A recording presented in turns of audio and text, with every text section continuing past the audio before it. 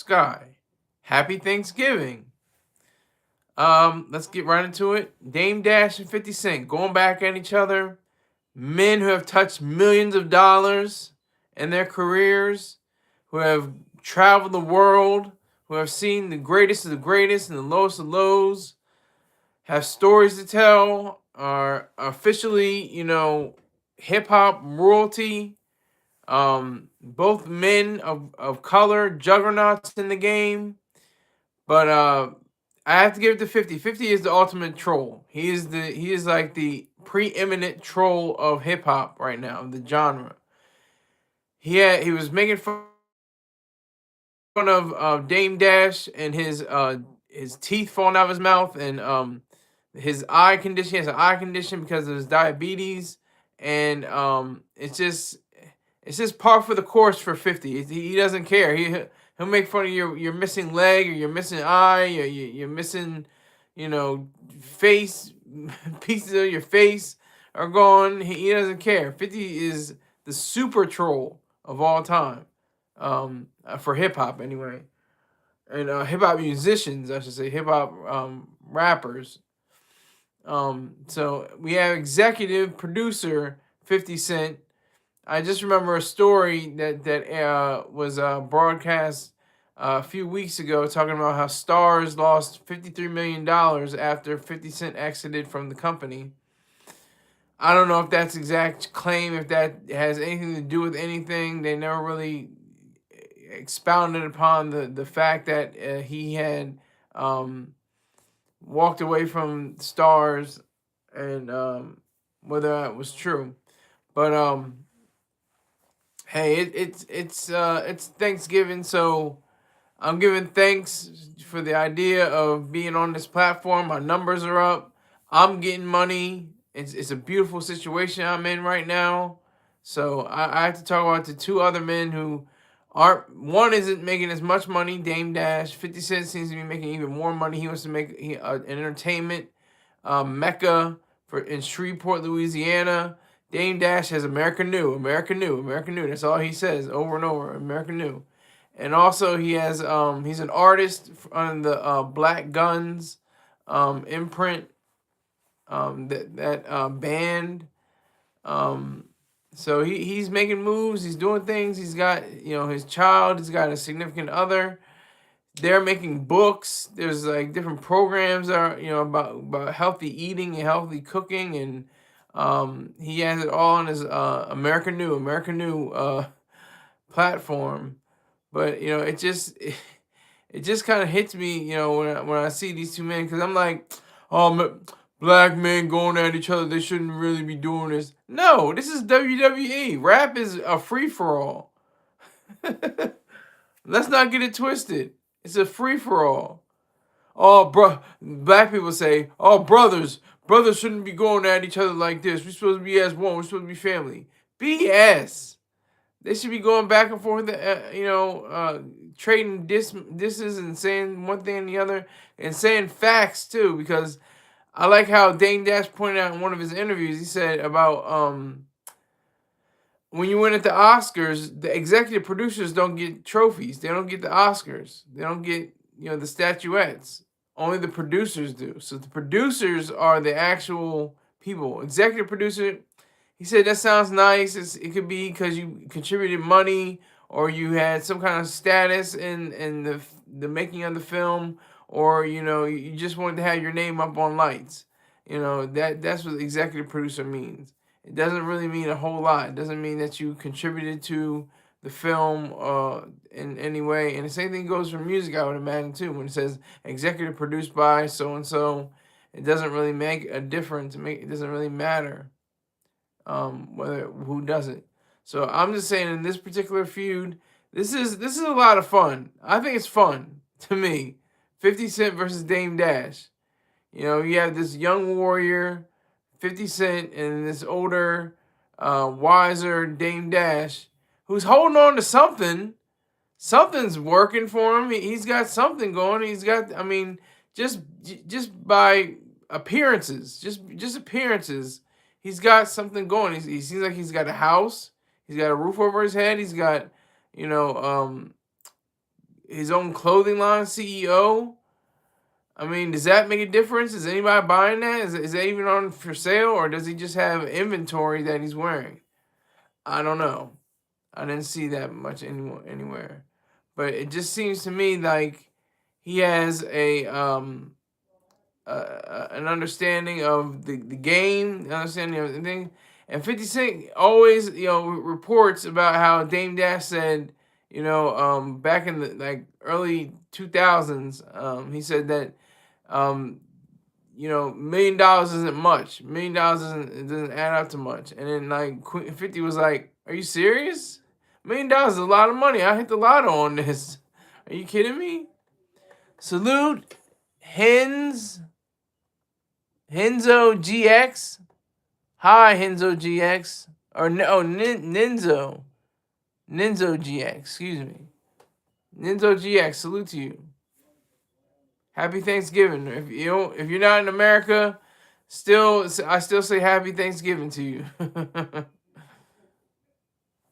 But yeah. So this is just another example of two men of color in America who have touched millions of dollars.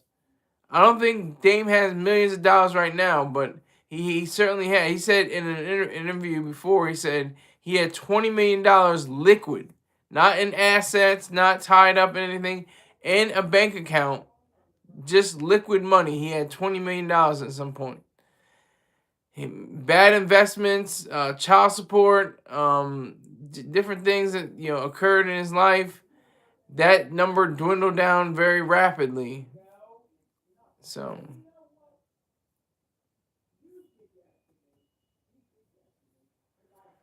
we have to, just take into the account that this man has he has been a pioneer. He was a pioneer. He's one of the greatest record executives of all time. He oversaw the career of Jay-Z, Kanye West, Beanie Siegel, P.D. Crack, Emilio and Sparks, Emil, I forget, Rel, Young Chris and Young Neef, M.O.P., who else? Jadakiss for one moment. he was an executive. I mean, at the Rock. I mean, I don't know if he was executive when Jadakiss got there, but the name Rockefeller still rang bells because of Dame Dash. He was the man behind it, along with Jay-Z and Biggs Burke.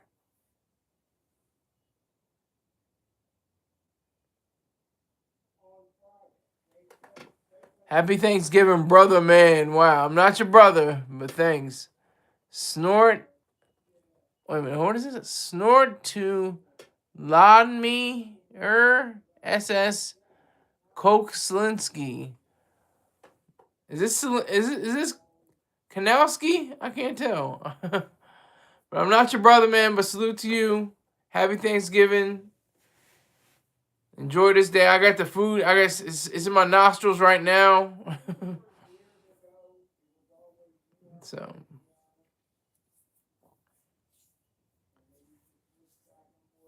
this is an extraordinary time. I'm gonna see how long I can go. I'm gonna try to go for 3 or 4 hours, maybe 5 hours, just talking about random stuff.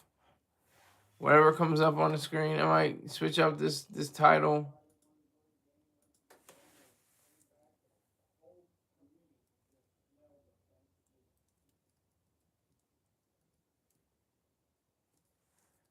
I'm looking up stuff right now.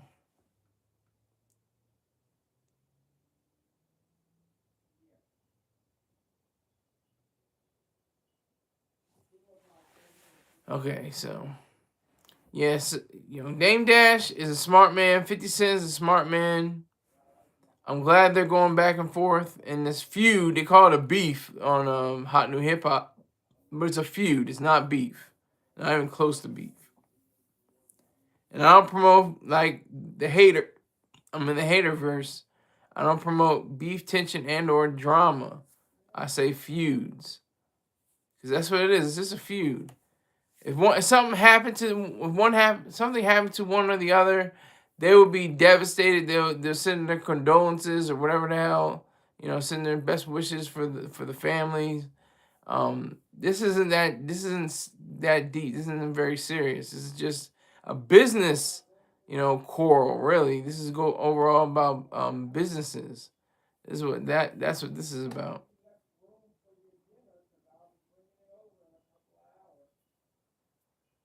So I think with today's world of hip hop in decline, in serious decline, which I think is I'm welcome to. I want to see more composers. I want to see more pianists and bassoonists and violists, um, violinists, flautists. I want to see that. I want to see that happen. I want to see that occur. That'd be awesome. Have classical music be completely, a renaissance in black and compositions and classical music. That'd be so cool. I think. But that's something different. I'm gonna talk for that in a few hours probably. But yeah. So 50 Cent and Dame Dash have been going at each other for years. Ao No Diddy, but it's been going on for years now. Um, I think it's healthy. I think it's healthy for hip hop. I think because it's a dying art form. It's on a respirator. Um, I think it this gives it's not musical. It's not a musical beef. It's a business beef. Yeah, it's not a musical beef. It's a business feud. That's exactly what it is. And we have to come to grips with that. We have to understand that. We have to make sure we get that across. These are juggernauts. These are super giants in the game. Superstars. 50 is a superstar. Dame Dash is a superstar. Record producer and executive and entrepreneur. And then just by appearances, I don't know what it means. He probably makes, I don't know. I'm counting pockets now, but he probably makes like $125,000 a year, if that, maybe, which is good money. It's a weird thing to say, but as Dave Chappelle once said, he was saying he was making $300,000 a year on Dave Chappelle show. He only got boosted up to 50 million because it became the fastest selling DVD in history. All his season 1 or season 2, I can't remember. I think it was season 1. Season 1, the DVD came out and it just exploded. It just went super big, and I think the second season get even better. And he was about to finish the season 3. But he had that meltdown. I don't even want to call it a meltdown. He had an awakening, I guess, in his mind as to what he wanted to do. And he went off to Africa, got his mind straight, and the rest is history. He's making $50 million, or $80 million, maybe $90 million from Netflix. I don't know why he went to Saudi Arabia. There's something quiet. There's something very seemingly sinister about that whole affair. But that's neither here nor there. 50 and Dame. 50 and Dame. I think they are, the cornerstone, the cornerstones. Is there such thing as cornerstones? They're the bedrock. I say they're the bedrock for today's hip hop entertainment. If you splash them across the screen, they're like, oh, what's this? What's going on here? That's what's gonna happen. I might have to do another feud.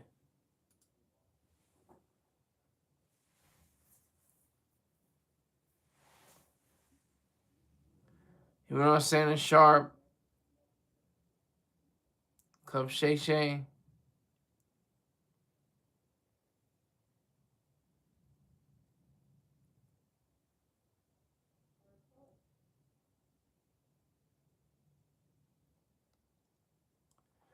Okay, so I understand what's going on now. But yes, I have 0 viewers right now. But I have to power through it because it's gonna be up to 200 viewers, 200,000 viewers soon. You know, so you just have to keep on pushing. Just like the song, like, keep on pushing. You got to keep on pushing. Ooh, ooh. See, I get one viewer, then it goes to 0 viewers, and 2 fewer viewers, it goes to 0 viewers, and 3 viewers. I'm aware of that. I just thought it would be interesting to see this. And I was going to talk about basketball. I was going to talk about this young man, Emmanuel. He's missing an arm. You might have heard of him. He's pretty. He got just signed to the. He just got signed to the Golden Warriors, I think, allegedly. I didn't see any ESPN, any sports magazines online talking about it. I only saw Facebook, Instagram, and Threads. So I don't even know if it's a rumor or not. So it's alleged that he got signed to the Golden State Warriors. It's all alleged.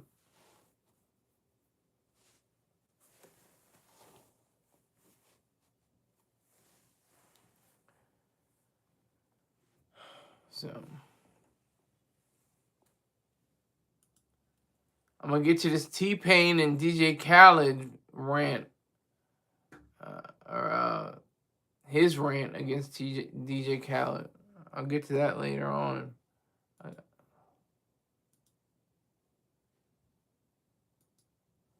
this 50 and Dame Dash thing is crazy. Hey, whoa, what the hell? These goddamn ads.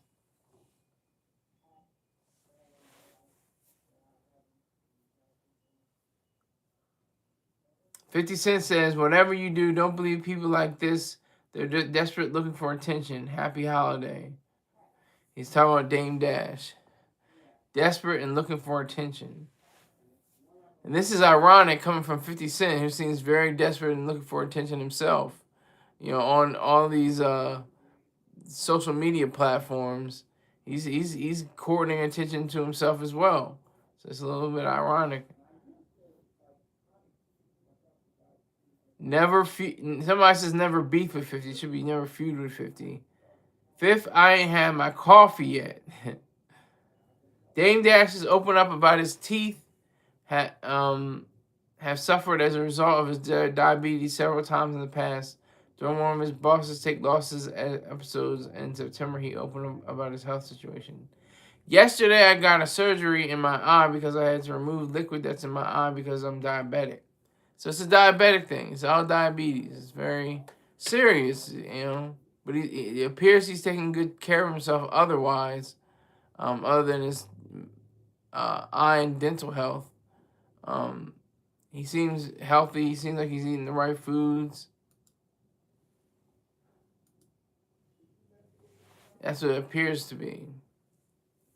He says you can diabetes shame me if you want, but other diabetics can relate. You get these things like they're called floaters in your eye. I think I have floaters, but I think everybody has them. I don't know if everybody has them, but you can't tell if anybody else has them because they're in your eye.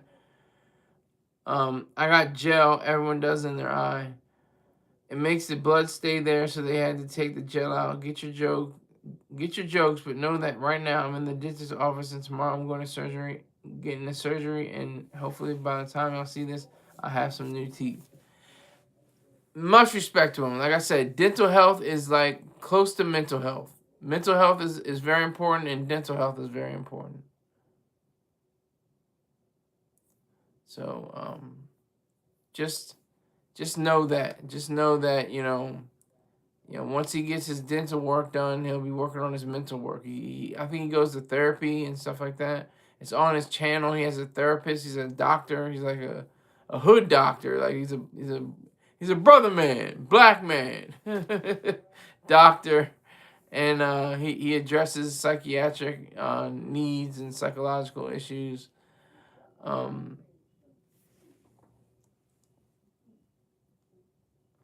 This is asking, why are 50 Cent and Dame Dash beefing? They're feuding, really. Dame Dash has recently been lashing out at 50 Cent after G-Unit Icon said he purchased the rights to the film Paid in Full and announced a TV series reboot in collaboration with Cameron.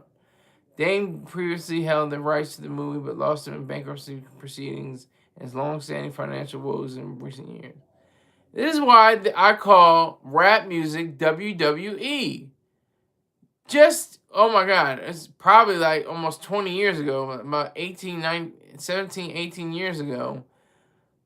50 Cent and Cameron had a feud on on record. Curtis, Curtis, and then, rewind to DJ and 50 Cent from BK or something like that. He said, "You look like a gorilla with rabbit teeth." Curtis, that's Cameron saying all this.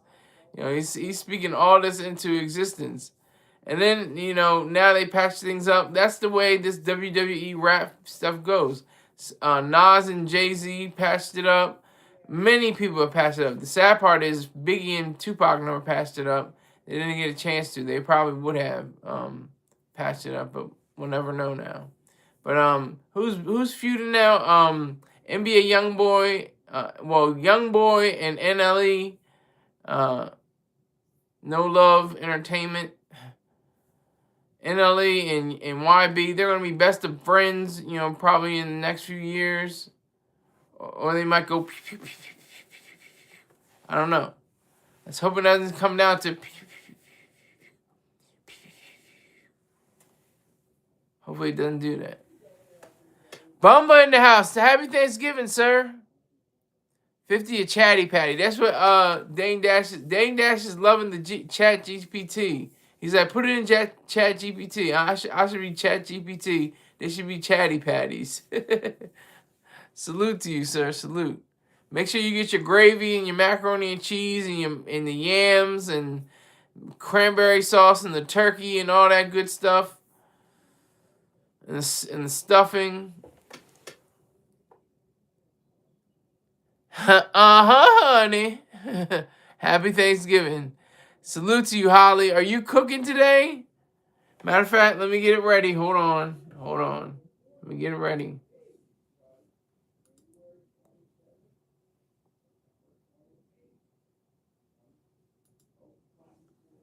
Hold on 1 second. Let me get the banner up. Subscribe to Z Therapy Holly Correnti on YouTube for all your Zumba needs. Move and groove to the rhythms and tell friends and family members to join in too. Tell her Silly Sky sent you. So salute to Holly. Holly says, hell no. Brought 2 pies for my contribution. So you're traveling. You're going. Are you going over different highways and states and stuff like that, or just somewhere around Massachusetts and Rhode Island area? Are you staying around close to home, or are you venturing out with these maniacs? What are you doing, Holly? I'm so glad you're here. Going to my sister's house in Rhode Island. That's great. That's great. So she's gonna make a classic Italian meal for Thanksgiving, I suppose, right? What am I doing? I'm staying home. I'm with my dad cook. My dad's the best cook in the world for me. He's making everything. He's making the turkey. He made everything except the macaroni and cheese. Chick-fil-A made the macaroni and cheese. But he's making sweet potatoes and greens and the stuffing and stuff like that. All that he's making himself. We've got veal parm, pasta, meatballs, Italian wedding soup. Yes, this is an Italian affair. This is an Italian affair right here we have going here, Holly. That's beautiful. That's wonderful. And of course, your kids, get to play with their cousins, I would imagine. They have cousins, they can play with. Are they in the same age frame? If they do have cousins.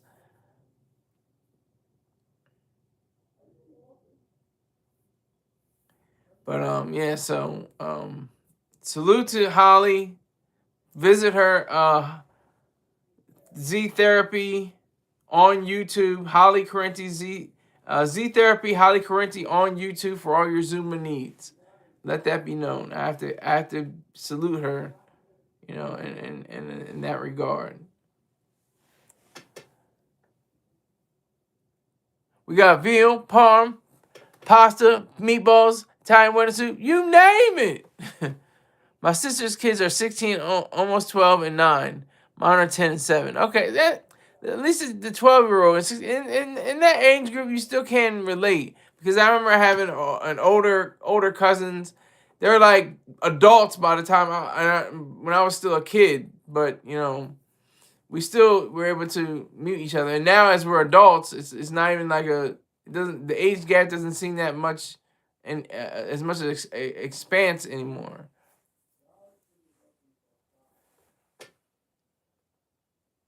That's awesome though. Say me some of that. When you say pasta, are you saying like lasagna, ziti? What you say? Are you saying a gabagool? I love Italian food. Italian food runs in my family actually. So definitely one thing to look forward to. I'm sure you're doing, Holly. That's great. That's excellent. That warms my heart. Oh my God, it warms my mind. I like to say that. I don't like to say warms my heart. It warms my mind. Lets me know. But I'm glad you're actually off today, because they usually like to pick you for you know therapy sessions and hanging out with the vets. Did you do that this week? Holly says my dad was trying to make meatballs and I guess they fell apart. Oh no. So now he's making meat sauce pasta. That's all right. Yeah, and hey, it happens. It happens. Like my nephew says, happens. He's a little philosopher.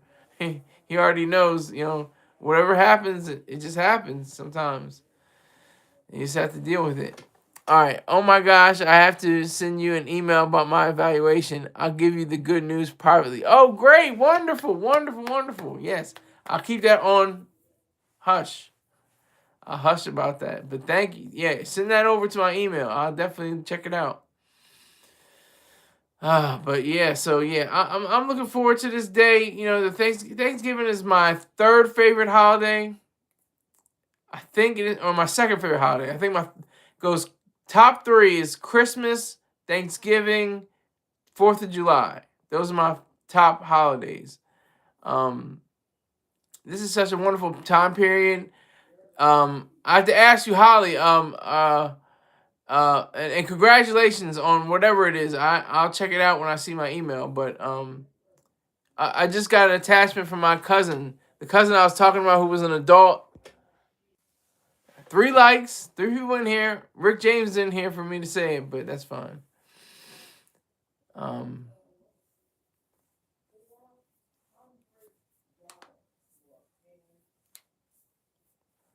So yeah, so you're doing the traditional turkey stuffing, cranberry sauce, gravy, macaroni and cheese, candy yams, greens. We're doing that all this time. I think there was a time where no, we do that at Christmas. We do have baked ziti. My dad makes baked ziti for Christmas and tiramisu for dessert. So we get Italian. Trust me, we do get Italian. Holly, don't get it confused. We get Italian too. Sometimes it's store bought. Sometimes it's not. We made there was some homemade tiramisu a few years ago. But ever since then, we've gotten varying degrees of quality. Like Costco's, I think is the best or one of the best. Our personal, our around the way bakeries. I think one of them is really really good, and the other one's not so great. But the best tiramisu I've ever had in my life came from I can't remember the name of the restaurant. It was an Italian restaurant in Philly, and they had the best tiramisu I've ever had in my life. It was perfectly soaked with coffee. It was wonderful. No, not my dad. My dad didn't make the tiramisu. We had a friend of the family. He has since passed away, but we had a friend of the family make it. My dad didn't make the tiramisu, but we get the store bought, and we get from the we have to get something from this restaurant. I can't remember what it is. Hold on, let me make sure I get it right. All right. It's in the casino.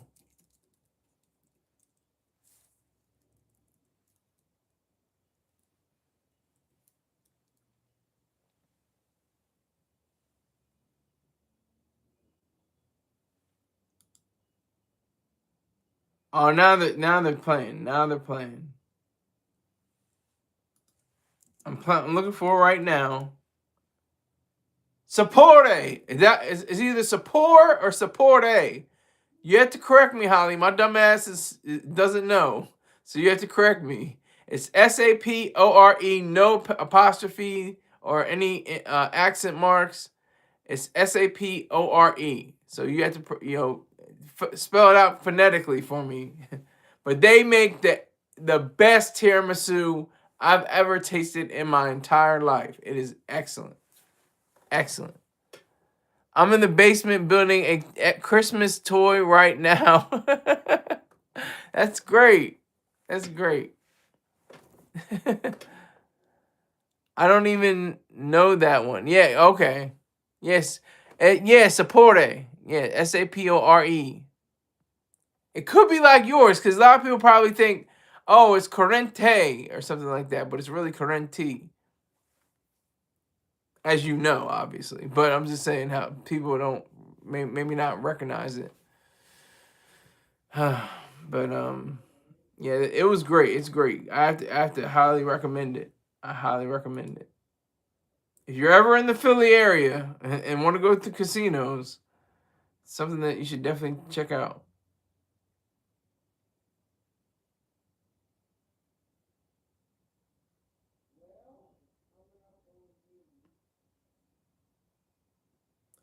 Mascarpone, espresso, ladyfingers, cocoa, and cinnamon. That's all you need for tiramisu. How far from Philly is it? I'm about 30 minutes to 45 minutes away from Philly. 30 minutes to 45 minutes away. A little bit less than an hour from Philly. Hi, what is that? Ultra Max 3? Hi, Ultra Max 3. Salute to you. Make sure you subscribe. Subscribe. Everybody that hasn't subscribed, subscribe. I know Holly already has subscribed. And you have to subscribe to her channel too. Z Therapy Holly Correnti. For all your Zumba needs.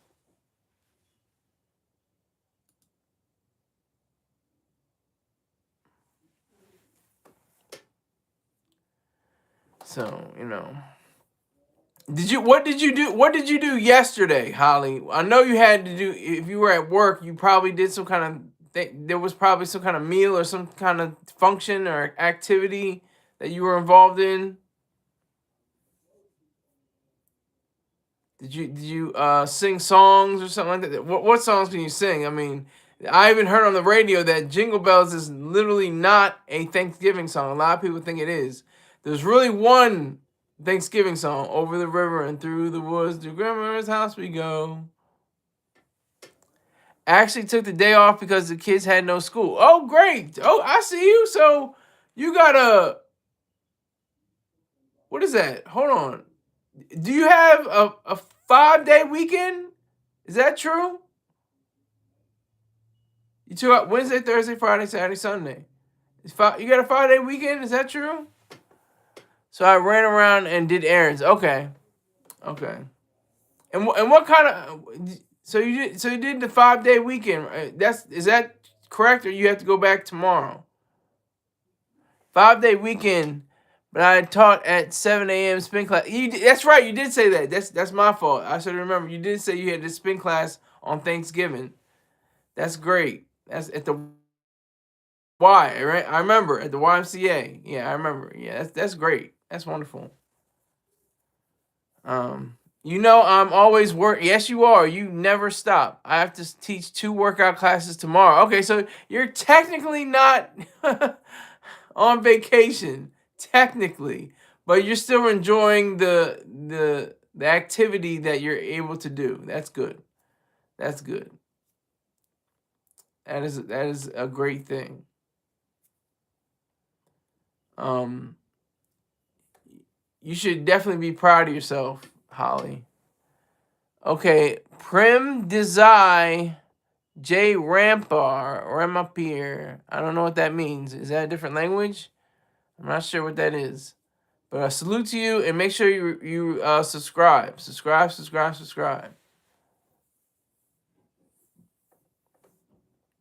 So, and I see the little hearts go up. I see the smiley faces going up over here. I appreciate it. But yeah, so what kind of pies are they, Holly, or is that a secret? You can't let out. What kind of pies? What kind of pies did you have in tow? Buy what? Buy? What is buy what? That's not is that you mean okay. Now you're retracting statements. Okay. Gotcha. Understood.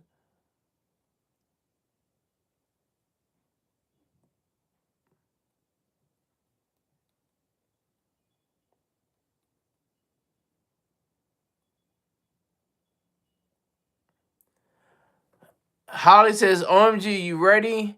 Chocolate bourbon pecan pie. Why would you do that? And pumpkin. Oh my gosh. Why would you do that to me? I won't be able to eat for the next 4 hours or 5 hours from now.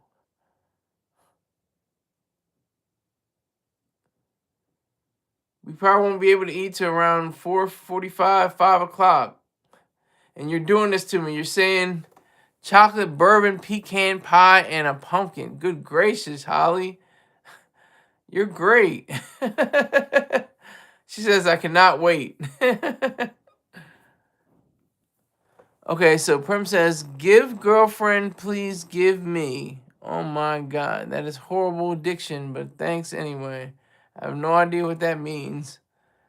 I know we're eating. Oh, you're eating at 3. Wow, that's probably better. We might be eating earlier too. I'm just saying. I think it's going to be around 5 though. It's probably going to be something around 5. It could be a little earlier though. Most of the stuff is done, I think. Most of the stuff is just, Tom Turkey has to cook a little longer, I think. But for the most part, I think everything is pretty much finished. And it's cool because we're not having a whole lot of people over. It's just, my dad and my stepmom and myself. We're not doing much. We're not doing a whole big, resplendent, meal, for 6 or 7 or 10 people. It's just the 3 of us. And we had, I don't know if you ever heard of the dessert with Will be 5 or 6. Yeah, that's true. But I don't know if you ever heard of the store called Wawa. Wawa is big in the South Jersey, Philly, Delaware, North Delaware area.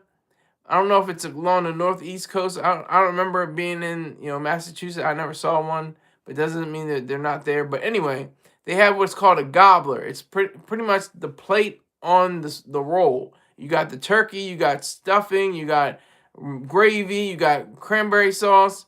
We had that last year, and we were not impressed. It was okay, but it wasn't that great.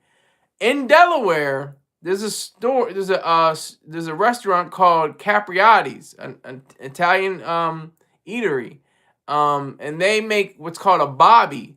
It's got not macaroni and cheese. It's got stuffing, turkey, I think maybe even gravy, cranberry sauce, and like if it's jam packed in there with fresh meat and fresh ingredients, it is chef's kiss. Beautiful. So, if you ever have the time to ever come down here and the Philadelphia metropolitan area, I definitely suggest that you go to Capriati's. And I think it's in other places around the country too. I know for sure it's in Nevada, but I'm not sure if it's in any other places. But I know definitely Delaware it's a staple. It was voted somewhere the America's greatest sandwich. I don't know who voted on that or what publication that came from, but that's what it was noted as. But so we have to talk about food and feuds. Food and feuds. The 50 Cent and Dame Dash feud is fueled by the fact that these are men of color who have achieved in this country immense wealth in certain circumstances. I mean, they're moguls. They have television networks. They have television shows. That's extraordinary. And we have to look at the fact that, both of them are, both are from New York. New York City. They're both New Yorkers. 50 Cent's from Queens. Dame Dash is from Harlem. And it's just a New York thing. I think 50 Cent has more issues with the current mayor-elect, Mamdani, than anything else. All right, Holly says, I enjoyed watching Dame Dash rip the heck out of Charlamagne. That was fun. I think he definitely destroyed Charlamagne. Because Charlamagne was funny. Charlamagne was weird. He was like, for the white boy, he was like, humble and quiet and, not interrupted. But for Dame Dash, he kept on saying, oh, what about this? What about that? He kept on going back and forth. And, you couldn't do that. Why didn't you do that for oh, goddamn, what's his name? Hold on. Gotta make sure I get his name right. Ben Shapiro. Ben Shapiro came on the Breakfast Club, and he was quiet as a church mouse, asking questions and then being very humble, very meek and modest, and not saying anything. But he was a lot more, forthright with Dame Dash. So it was just weird. It was a weird kind of situation. Very strange.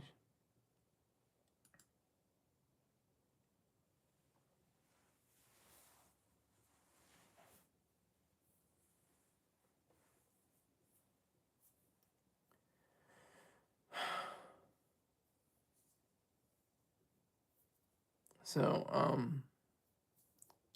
yeah, they're both hilarious, but Dame Dash was great on the Breakfast Club for the third time. He was on there, I think, 3 times. The latest time was just like outrageous. That he must have a deal with them or something like that, because he knew that was going to get a whole lot of views. That was one of the best, probably one of the worst interviews ever, but one of the best appearances ever. Who is this? Celestial Crystal. Hi, Celestial Crystal. Make sure you subscribe. Subscribe. Oh, happy Thanksgiving. Happy Thanksgiving, Celestial Crystal.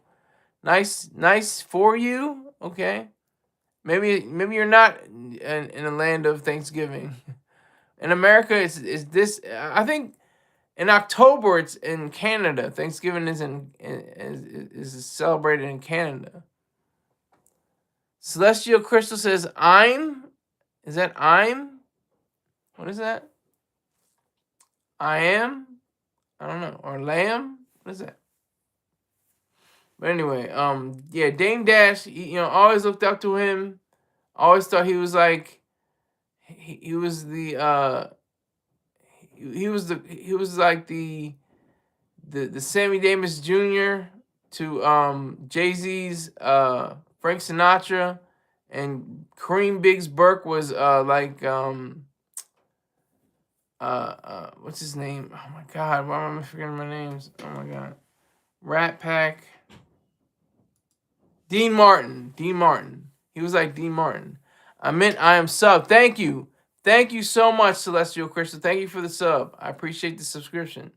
Thank you so much for that. Thank you. Respect. Salute. Thank you for the subscription. Appreciate it.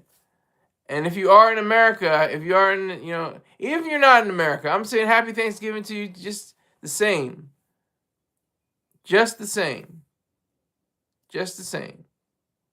And we're gonna hit on this one. The quote, the word of the day is producer. I mean, not just like Dame Dash was an executive producer on records and movies, or 50 Cent was an executive producer on Stars shows. I'm talking about producers who make, create, build. That's a producer. We're going to go back to that. I'm going to talk about this story, and maybe I'm going to talk about another story in the coming hours. But that's the main thing. It's okay, no problem. Okay, great. But yeah, so we're gonna come back to that. We're gonna circle around, and come back to that. But the producer, that's what this holiday is for. Ayn Rand, the philosopher and writer, Ayn Rand once said that that Thanksgiving is the producer's holiday. It's the holiday for those who create. I don't care if you're a janitor or if you're the CEO of a multi-trillion-dollar company. If you produce value, you're a producer. If you make things, if you build things, if you provide a value for someone or yourself, you're a producer. That's extraordinary. America is the land of producers. For all its faults and all its warts and ugliness and disgustingness, this is still a beautiful nation, the noblest nation ever devised in human history. I want to play with them. You want to play with what? Do you got sons? I don't have sons. And why do you want to play with them, Celestial Crystal? Thank you for the subscription. Appreciate it. I know you say no problem, but I seriously appreciate it. The more subscribers I get, the more power I have. The more leverage I have, I should say. Oh, my bad. It's not your bad. Nothing wrong. Because I am lonely. Well, I'm alone, but not lonely. I'm alone, but not lonely.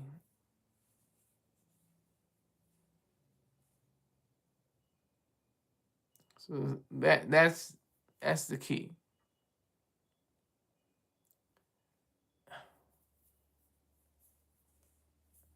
Oh. She says, "Oh, are you a he or a she? Are you okay?" Celestial Crystal. Sounds like you're a female, but I'm not sure.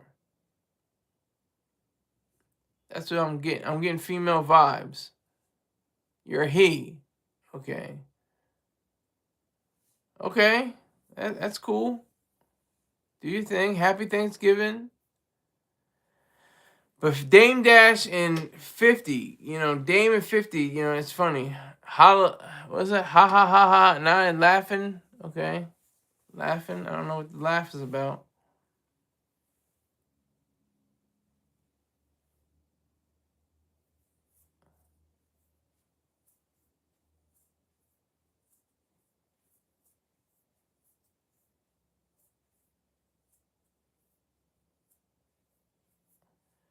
So, I think Dame Dash and 50 Cent should never stop feuding till one of them or both of them die. Not by violence or anything, but just diabetes, I guess, for Dame. He's got one foot in the grave right now. Do you play any games? I do not play games. I do not play games. Literally, no, not literally or figuratively. What's the 50 Dame fight about? Okay, this goes far back. This goes back to saying Dame Dash saying that 50 Cent doesn't really have ownership over Paid in Full, the movie. I don't know if you've seen it or not, but that's like Dame Dash's like most famous work as a executive producer for a film or somebody who worked on the film. I think I don't know what his capacity was exactly, but it goes back to Dame Dash. Well, 50 Cent, saying how Dame Dash was crazy for saying that $1 million isn't a lot of money. And he was like coming from 134th Street, South Jamaica, Queens, and he got the $1 million from Eminem. And he was like, I hit the lottery. I hit the lottery. What are you talking about? $1 million isn't a lot of money. That's a lot of money. Because he's like saying how Dame Dash was saying how after you get your $1 million, you have to get a house, you have to get the car, you have to make sure you have the right jewelry, you have to make sure your friends are straight, and after all that, you're left with like $40,000 or something crazy. It was crazy how he broke it down, but he was Dame 50 wasn't having that. Everyone subscribe. Thank you, Celestial Crystal. Thank you. Me, I've never seen that. Yeah. Oh no, I've never seen that. Holly says. Yeah, you gotta watch it on YouTube. Uh there's a few links in the description. It said, okay, if you put in 50 Cent Damon Dash and it goes to the shorts, it says original Dame Dash video that upset 50 Cent. $1 million is no money. This is coming from like 2002, 2003, something like that. Maybe 2000, somewhere around there. Early 2000s. Yeah.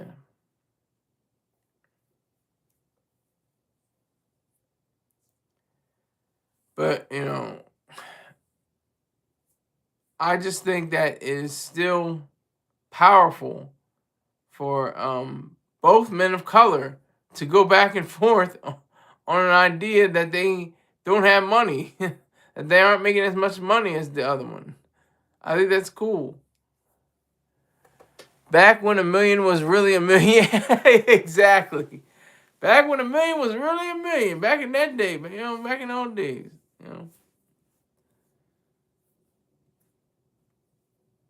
But yeah, $1 million is still a lot of money. It's still a lot of money. I would have to say what 50 Cent said. I understand what Dame was coming from.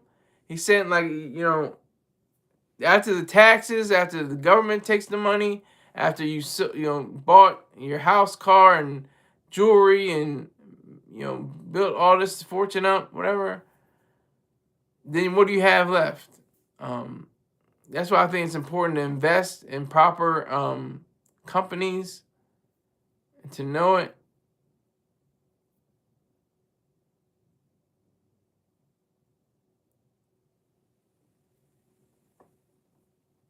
To me, it's still a lot. Yeah, hey, $1 million is $1 million. But what's scary is the world. The world is scary because it's not scary to not to go into, but you be aware. You just have to aware yourself. But when you have billionaires, like $1 billion isn't a lot of money. That's weird. That's strange to me. When they say you have $1 billion, you're a baby billionaire. They call you a B billionaire, a BB. $1 million to $9 million is a baby billionaire. Once you get to 10 billion, that's a decabillionaire. Then you have tens of billions of dollars. But you're still not even there yet. Because look, you can be a centibillionaire. You have hundreds of billions of dollars. And if Elon Musk works out this deal, he can be the first trillionaire in human history. In modern human history, actually. Because, they still have kings and stuff like that had, multi-trillions of dollars or stuff like that. But in the modern era, he would be a trillionaire. So yeah, I'm right with you though, Holly. Even with all the billionaires in the world, $1 million is still. It depends, and it really depends on what you do with it and how you allocate it. That's really what it comes down to. You can have $1 billion from $1 million if you use it right. If you know what to do. Just think about the people that had stock in Apple in 1979 or 1980. They had stock in Apple and still have it. They'll be billionaires by now. It's a multi-trillion-dollar company. It's $3 trillion. They'll be billionaires. And you only invested what, $75,000, maybe $100,000 in the company when it first got up. You had a few you had a few hundred shares of the company. Now it's worth $3 trillion, and you're a billionaire by now. Amazing. That stuff trips me up. But that's what Dame and 50 are arguing about. That whole conditioning, the whole thought process behind them being millionaires. I don't even know. Dame Dash doesn't seem to be a millionaire anymore. 50 Cent, I think, is still a millionaire. Even though he had his troubled times. He had bankruptcies. He had I think he forfeited his house or burned down or something like that. It was the Tyson house. Something happened to it. Something happened. And so he had his own money woes. but he bounced back. He's been in the music, music industry, making songs here and there, not full albums, but he's been a guest appearance on a few songs. Like I said, Dame Dash is with the Black Guns.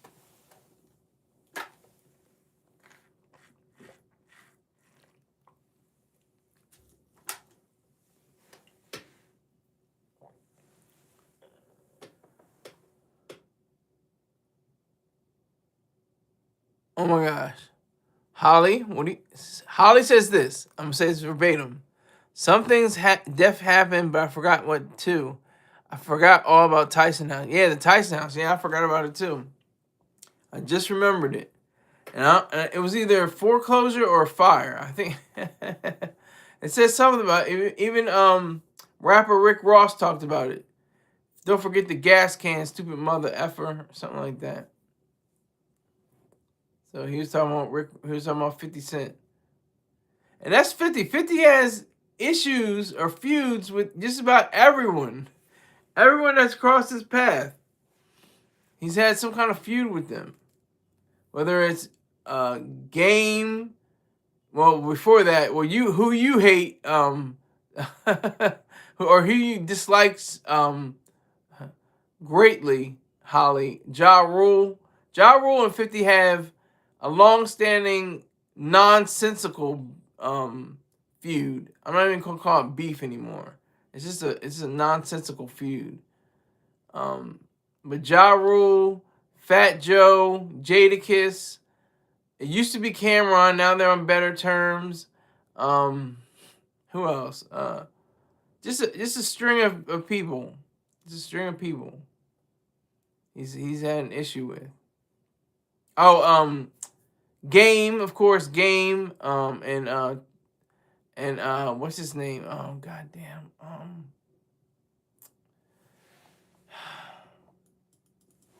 gonna look it up. I can't remember his name.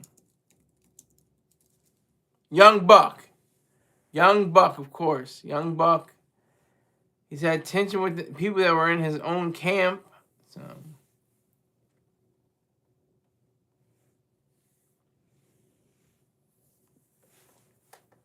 And that interview with Dame Dash and the Breakfast Club has 4.3 million views. That's a lot of views. Wonder where that money is going. Probably to Revolt or Power 105.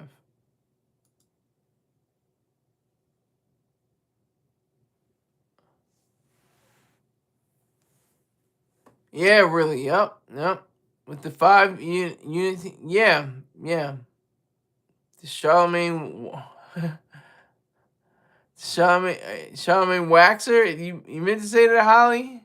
What are you talking about? His eyebrows?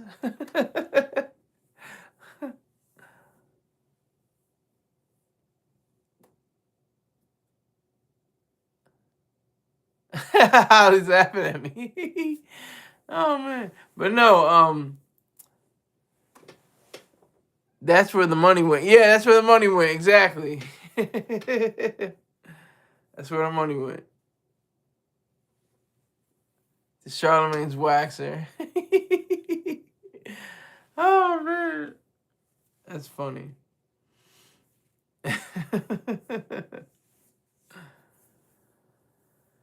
Yeah, so it's understood. It's a very understood thing. Like I'm going back. I'm going back to the producer, back to the feud.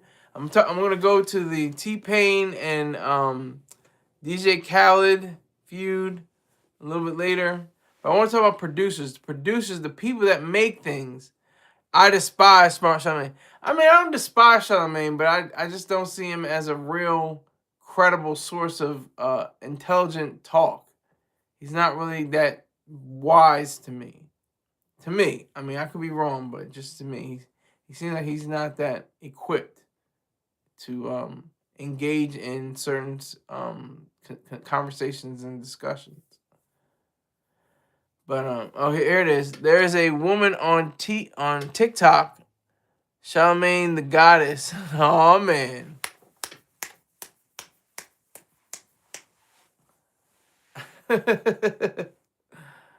That's funny.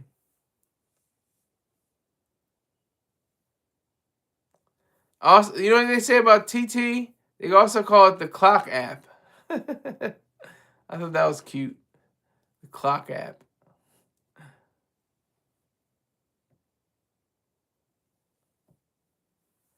But the producers. I mean, majority people I know are all producers.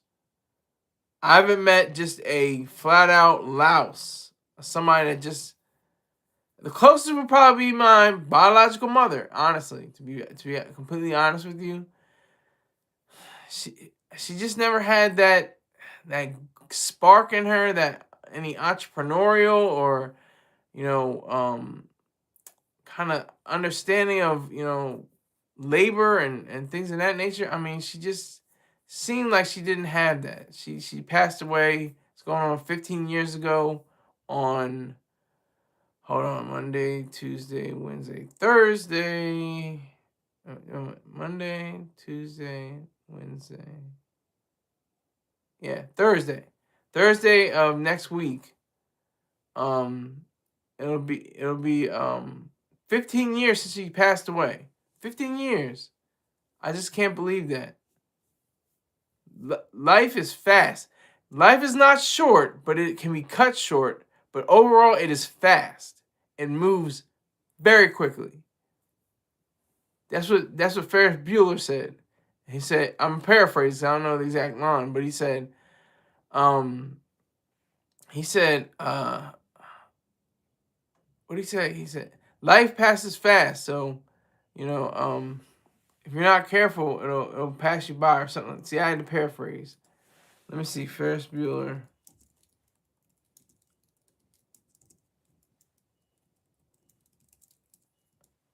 Life moves pretty fast. If you don't stop and look around in a while, once a while, you could miss it.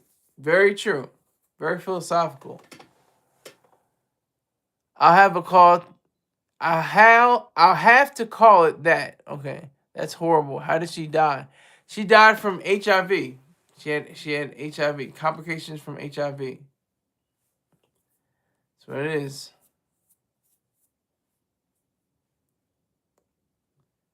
December 4th, 2010.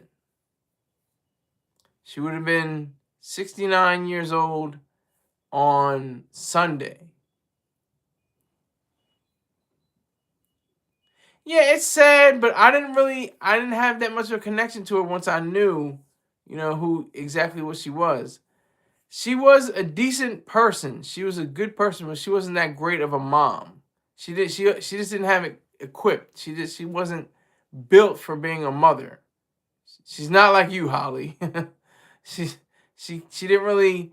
It wasn't even so much. I mean, when I used to care about my birthday, I don't really care about when my birthday comes up. Only for my dad, only my sister, and my stepmom. Those are the only people that really care about, and my niece and nephew. Um, that's the only people I have a birthday celebration for. Um, but but anyway, she didn't call on birthdays. She didn't call on holidays. After a while, I don't know if she still had to pay my dad's child support, whatever the case may have been. I don't know. But my parents' anniversary is December 4th. Wow. Whoa. Wow. That's quite a coincidence. When did her and your dad split up? They split up when I was 5 years old in 1993. 93. Yeah, I was 5 years old, and I would go over. It was every other weekend in the summers when I visited her. She had like a veneer. She had like a facade of being a mom, and it still hurt because I wanted to have her as a grandmother for my niece and nephew, and before that, I just wanted to let her know that I was an atheist, that I was an objectivist, and let her know that my life had completely changed.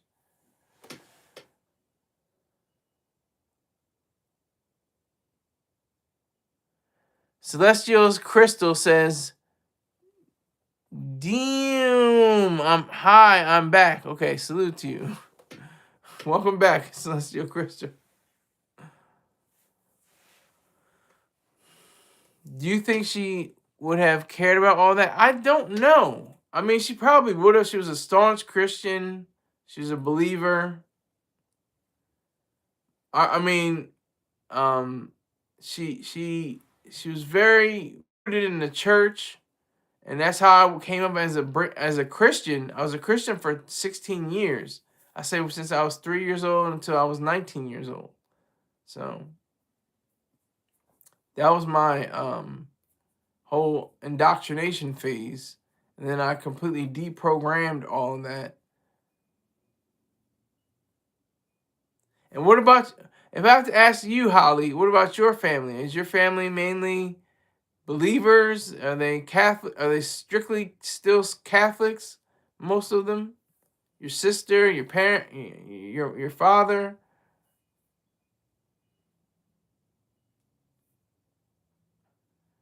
But yeah, producers. Producers are the blood, running blood, the backbone, the everything, the central nervous system.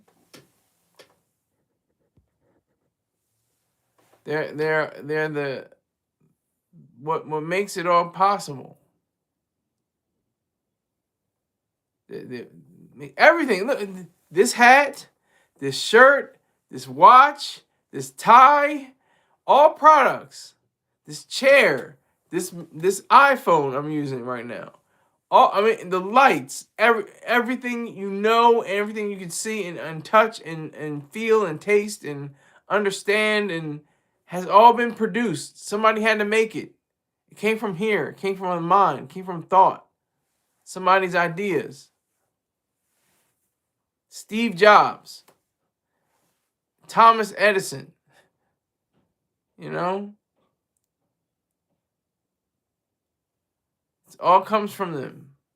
All comes from them. All comes from people that create, that make. Oh, okay. Holly says, so my mom died in 2021. My condolences. She was extremely religious. You know, we were at church every minute of my life when I was younger, and my family is Catholic, but I'm an atheist. My kids are atheists, I think. Okay. Yeah, you gotta be careful with the kids. I can't tell you how to raise your kids. I can't. I'm neither chick nor child, as they say, and I can only praise you for being such a great mom. I haven't, obviously I don't know your kids and stuff like that, but I know you're such a great busy mom and you're trying to make the best life for them. So I respect you on that note, Holly. Wait, what else you say? My sister has her kids in CCD, but I don't think K2 for any reason besides they're supposed to. Exactly. I don't think her or her husband care about it either way. Yeah. I tell my kids I believe Jesus was the best. Excuse me. I tell my kids I believe Jesus was real, but I don't believe he was the Son of God.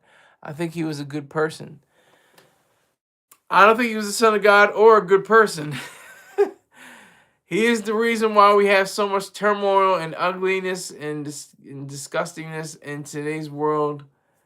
He's part of the reason, because his morality, the morality of Jesus, the sacrifice, the selflessness, the unselfishness, all that tied up into one. Because it's not, a lot of people do say that they say, I'm not for Jesus, but I'm for his morals. Like they'll say they're for his ethics, instead of just being some supernatural figure. Fed the 5,000 people with a loaf of bread and some fish or something, and turned water into wine and walked on the water and all this stuff. Raised the dead, to life, which is weird too, because like he raised the dead to life. But then they're gonna die again, right? Or do they continue to be alive? Like, can he not come back? And that they hardly talk about that. He raised Lazarus from the dead. Okay, so he raised Lazarus from the dead. So what? I mean, what does that mean? Is Lazarus going to live again? Is he going to live forever? Is he going to walk the earth forever? Or does he die again? And can you raise him back up? Like that's just little things that get with me. Very strange little things that get to me when it comes to that. But he wasn't a major producer. He was a carpenter. You know? He wasn't an architect like Howard Rourke. I think Lazarus was set free to continue the original life he had. Yes, but then he died, right? like nobody talks about Lazarus dying again. Like I got erased from the dead, but now I'm, But what you know what it is though? It's all parables. It's all stories to fortify or reinforce the Jesus of narrative. He rose from the dead. Oh, if he rose other people from the dead, he can rise from the dead. That's the thing that goes on. Yeah, it's all mythology. You're exactly right, Holly. It's all mythology. The whole thing is mythology. Serious mythology.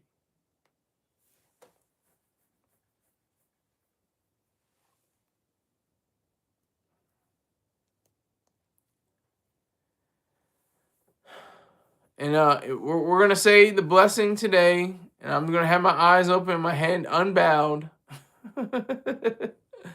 I truly think it should be right on the shelves with mythology. Yeah, has to be. And you know what? The funny thing is, there was a lady I used to go to an atheist meeting with on Sunday. She was like, Christian fiction was redundancy. Christian mythology, Jewish mythology, Islamic mythology, all of them. It's all myth. That's the greatest irony of all time. Billions of people putting their lives, putting their whole schedules, their whole, existence behind something that doesn't exist. That's ironic and sad and scary and real and true and what it is.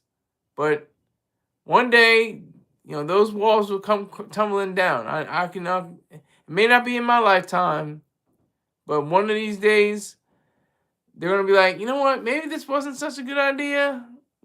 Slaughtering people, killing people because you didn't believe. Like the late great George Carlin said, "Do you believe in God?" And then people said, "No." You're dead. And then they said, "Do you believe in God?" He said, "Yes." "Do you believe in my God?" "No." You're dead. Like, that's the reality. That's the sad truth.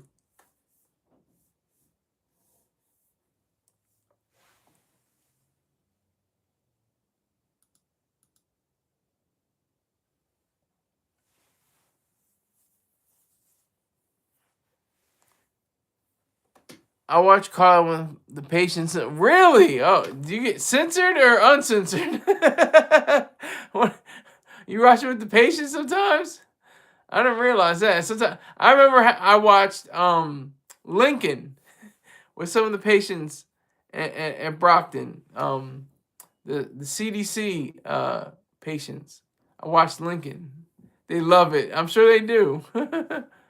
Yeah, I watched Lincoln. I can't remember if there were any other ones. I just remember playing bingo like a whole lot of times. I just remember playing bingo a lot. And I don't know if I don't remember if you, what's her name? Was her name Susan? I can't remember her name. The recreational she was recreational therapy. She was like one of the heads. No, am I talking? Hold on. Yeah. Brockton. Cause I went to so many hospitals. I get confused sometimes, but yeah, Brockton. I can't remember her name. No, not Krista. I think her name was Sue. Sue. Do you remember Sue? think that's what her name was, Sue. She's kind of a little short lady, had glasses. Shh, get out of here.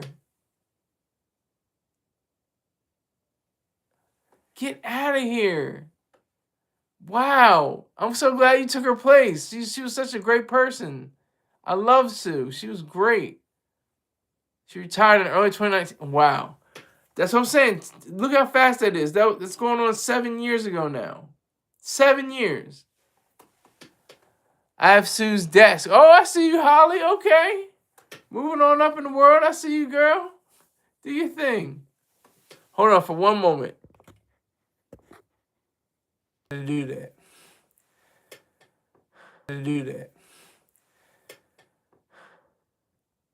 I got to building 4. Oh, wow. April 2019. Wow. Man. Whew. I'm telling you, time. It's very precious. Like I said, life is long. I mean, we're not tortoises. We don't live 130, 40, 50 years. We're not, sequoia or redwood last 900 or 1,000 years. But, with the time we have, it's very long in a sense, but it can be cut short, but it's just very long. That's what my argument has always been. It can be cut short, but it's very long. But it moves so fast. I mean, we're already in the holiday season of 2025. I remember when 2025 just started. Good morning, SW. Salute to you. Happy Thanksgiving. Happy Thanksgiving.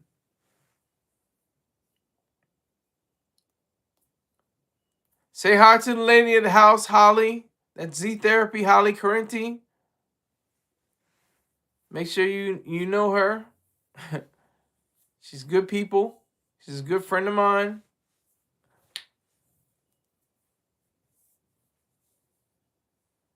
Yeah, wow. Whew. Yeah, Sue was great. Sue was such a warm person. She I could tell she got choked up when I was about ready to leave. Cause we went to a Boston College hockey game. And yes, happy Thanksgiving. Yeah, so I remember her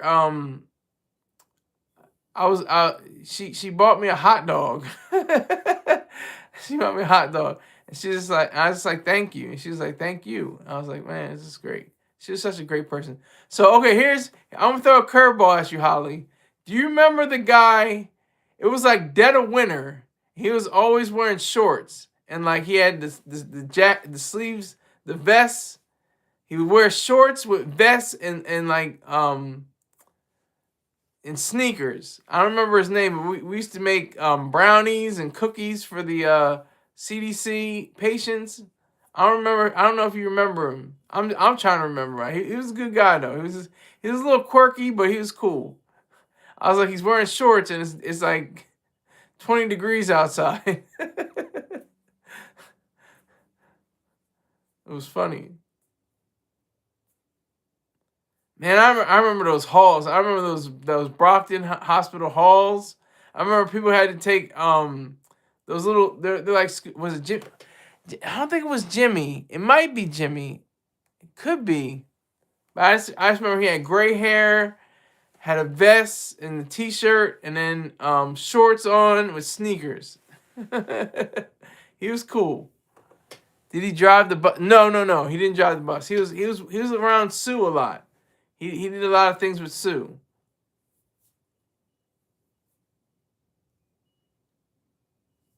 But yeah. You know what? He may have driven the bus. That could have been it. My memory is garbage. It is complete trash.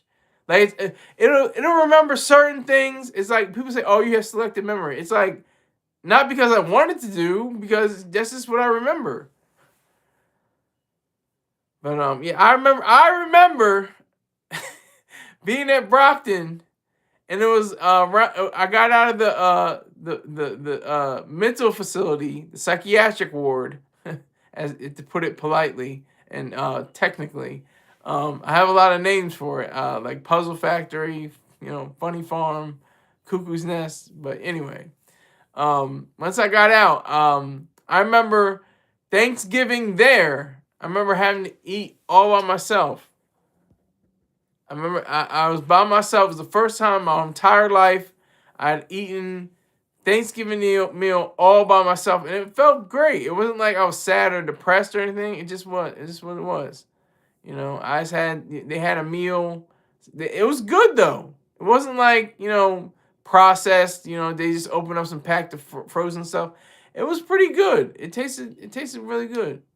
To give them credit, Brockton, VA Medical Center. It was pretty good.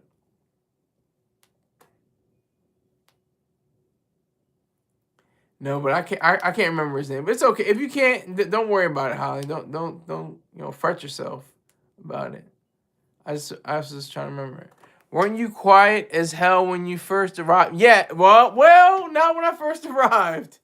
I might have been quiet as hell because of the fact they gave me the drugs because I was wilding out. I was get me out of here. I don't want to be here. And then I was like, I was super quiet after that. But I was supposed to be in the ward, with the opposite ward, but they put me into another ward because of my behavior. But yeah, so there's that.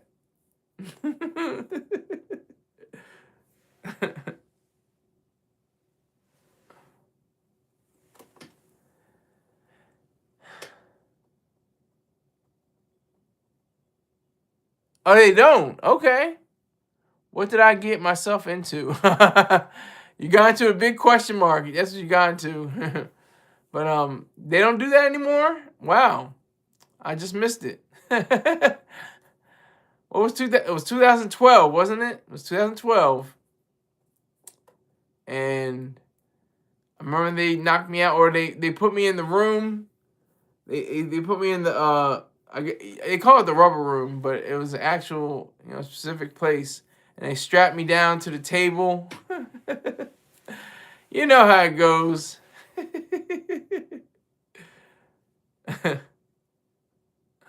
SW's like, what did I get myself into? What is he talking about? What is he saying? He's talking a whole bunch of psychiatric stuff.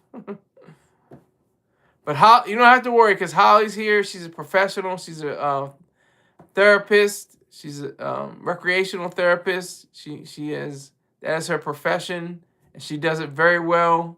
I can attest to that.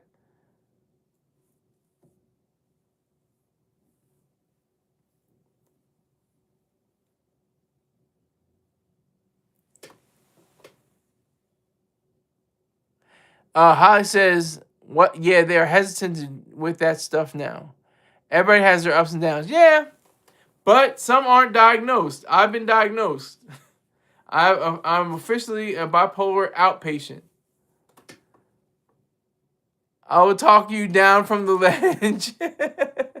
Well, I appreciate that, Holly. Thanks.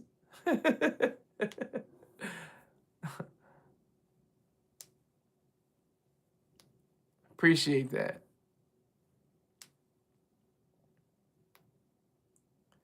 Yeah, so just remember the producers. Just remember Holly. Just remember SW, who are in here right now. Y'all are both producers. You're great at your jobs. You're great at education, educating me and my dumbass. Thank you for doing that. That's what's weird about school. It's all implication. Everything is implied. That's why I don't like the school system, the government school system. It's like, we're going to teach you all this stuff, and you're supposed to go to college, and then you're supposed to get a job, and then you're supposed to get a wife, and you're supposed to get a life, or a husband, whatever the case may be, and you're supposed to live your life out until you die, and that's it. I just abhor that whole understanding. Like, The idea of high school sweethearts. What is a high school sweetheart? What does that even mean? Like, are they expected people to have that? That's my professional power. Okay. I went to private school. It's not better. Well, was it a parochial school or was it secular? What was it, SW? Was it secular or parochial?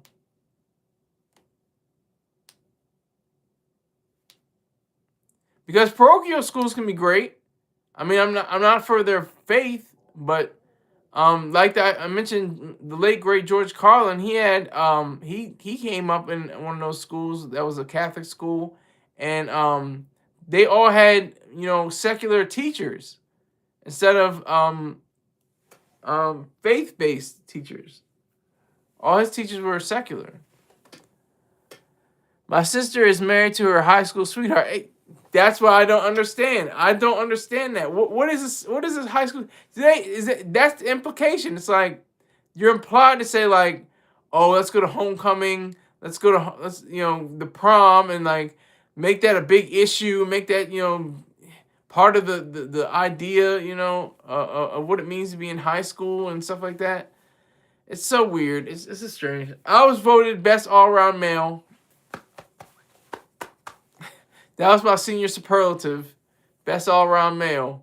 Because I'm that guy. I'm that guy. For real, for real. I'm that guy. Come on, come on. Why are you guys watching me right now? If I wasn't that guy.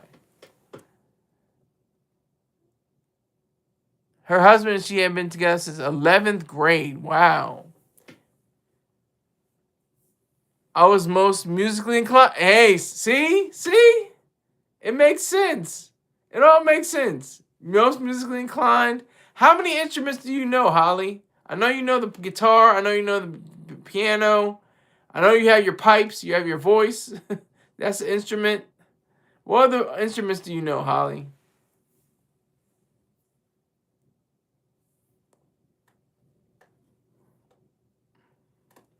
I'm married for 20 years with 4 kids. Wow. My community gets married with an arrangement. I just missed that. I'm sorry. But was it parochial? Your school, SW? That's it. Oh, that's it. Just those 3? Piano, guitar, voice. Those are your instruments. That's it. That's awesome. That's all you need, really. I sang everywhere I could when I was young. You ought to. You got the pipes. You ought to have. You got the pipes.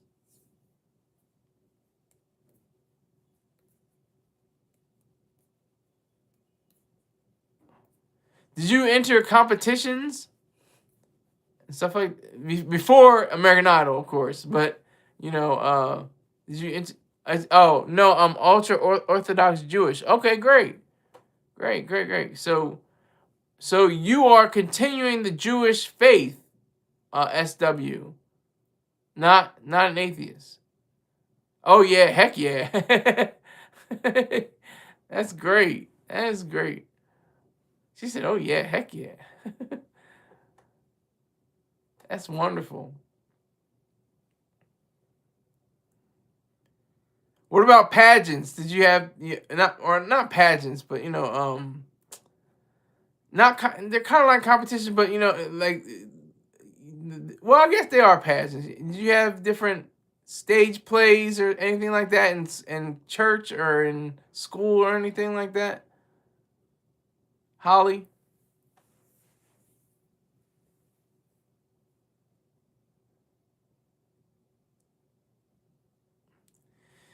Yeah, so I did not. I was in the choir, but I can't sing. Definitely can't sing like Holly, on a tenor status. You see, let me guess. Correct me if I'm wrong. You seem like an alto. You seem like an alto, but I could be wrong. You could be like a mezzo soprano. But correct me if I'm wrong. I sang at weddings, funerals, parties, events. I sang at Rhode Island events. I sang at city town events. I sang at sports games. I sang at karaoke. I went to karaoke from about 14. I acted. I traveled. That's great. With a theater company. I was in Rhode Island chorus. Wow. That is extraordinary. That's great. That's excellent. That's awesome. Why are you not in the Macy's Thanksgiving Day Parade today? That's what I was saying. She needs to be up there doing her thing.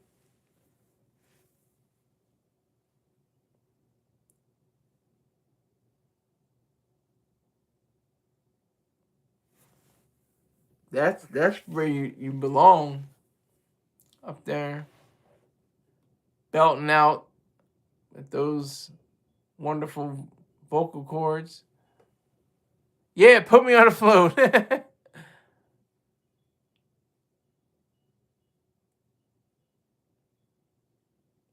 What? Yeah, but Holly, what is your vocal? What I say it's like a high alto or a mezzo soprano. You can correct my dumb ass if I'm wrong.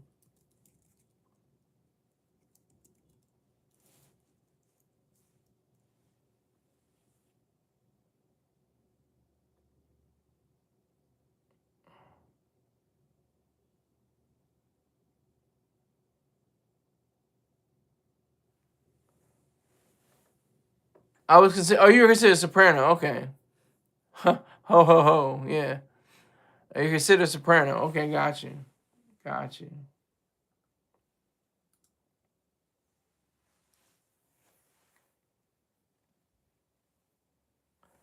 I think high alto is very accurate. Well, that's what I understood when you saying. I was like, that sounds like she's not really like a low register alto. It's more like a mezzo soprano or a soprano or even a high alto. That's what I was like.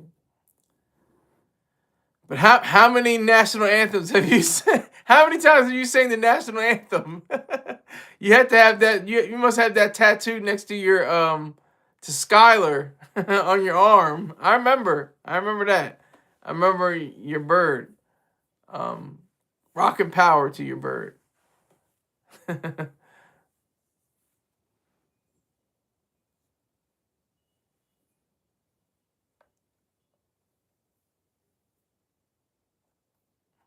But yeah. So you two know. Yeah, we know each other personally. We've been face to face. It's been over a decade.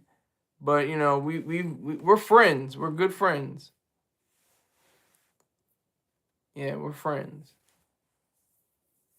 She's a really great person. Just I mean, don't take this as wrong, but you're bubbly and you're professional and you're present always. You're always present. That's one of the key things they say about people today. If you're present, like you're always in the moment, you were always on point. Holly, when I knew you face to face, we're in the same room together. You were always professional. I remember there was one time you really didn't want to go to the talent show, but you said nevertheless you didn't say it as a sacrifice, but you saw it as more of an opportunity. You said you got dressed up to the nines. I think your parent you both I think both of your parents were there at the talent show. I don't know if you remember. That was the time when one of the patients, he jetted off and like they suspended any of the trips. And I wrote a letter saying, let us have something, punish him and don't punish us. If you have to guess how I look, can you please can you please give your guess?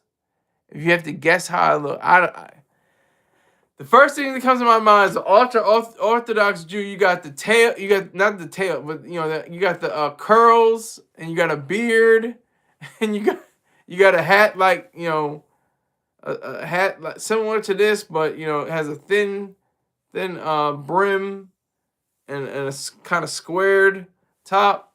That's what I'm thinking of.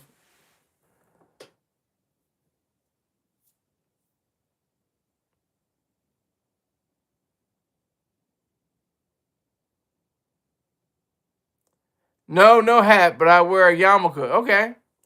But what is that? Could you just give me that? I know I could probably chat GPT it all day, but I like to get a live action from as a response from somebody. The yarmulke. Who wears it? When? Where? And why? And those hold on.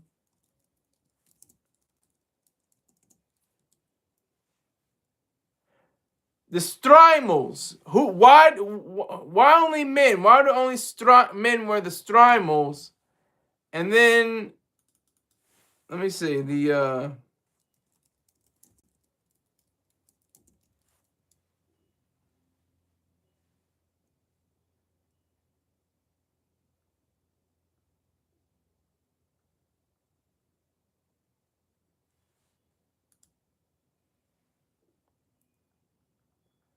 Let me see the strimal, and I'm looking for another one.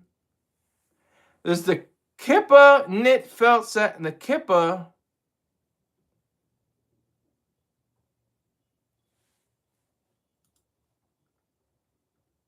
I'm looking for the other one. Here we go. The kolpik and the Shabbat.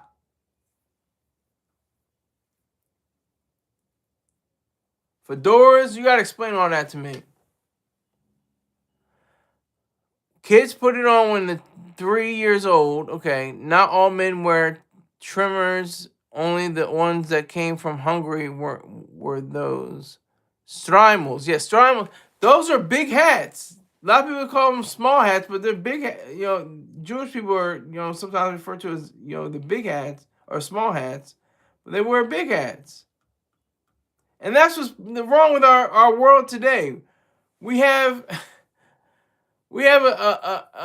an influx of people that wear and have worn for centuries these various hats, and if we just switched it around a little bit, we might have something. We might have Jewish people wearing the Pope's hat or the zucchetti, or the zucchetto, from the Catholics, where the cardinals wear. Why don't they switch the zucchettos out for yarmulkes? Just for that, just for a day or two. See what would happen. I mean, will God get angry and punish the world if we switch up our hats? It's ridiculous. Only the ones in Brooklyn. Okay, I got you. Yeah, we wear different stuff, but we don't hurt anybody. Exactly. We got to stop that whole idea of people getting hurt by Israelis or Jewish people or anything like that. If they are hurting somebody, it's because they're supposed to. Like for people in Gaza, flatten Gaza and then see what happens. Turn it into dust. Let that be known.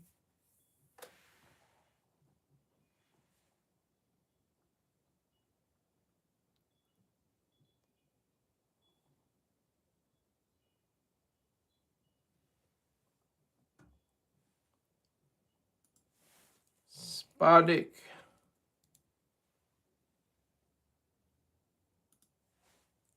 Kopik. Spadik and the Kopik.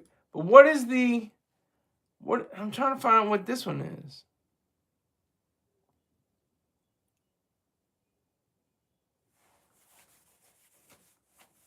I don't know.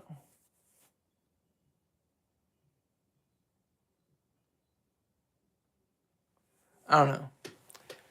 Exactly, yeah. Spade is, wait a minute, what is this? Spade is a taller fur hat that originated from Poland. Yeah, because it's Polish Jews. Yeah, that makes sense.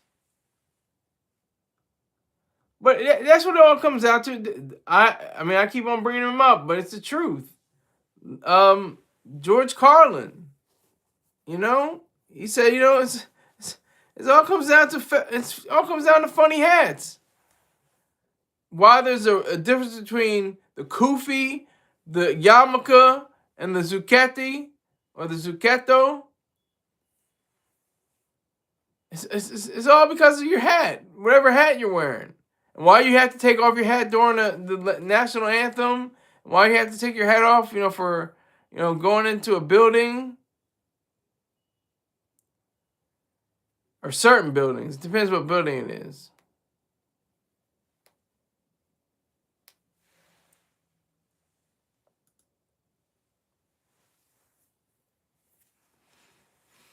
But yeah, so respect. Yeah, that's all it comes down to. It comes down to respect. I mean, if we just respected one another, said, look, hey, look, if you want to wear your hat like that, fine, great. I'm not gonna blow up your village because you wear a different hat than I. You know, it's just ridiculous. It's ridiculous. You know.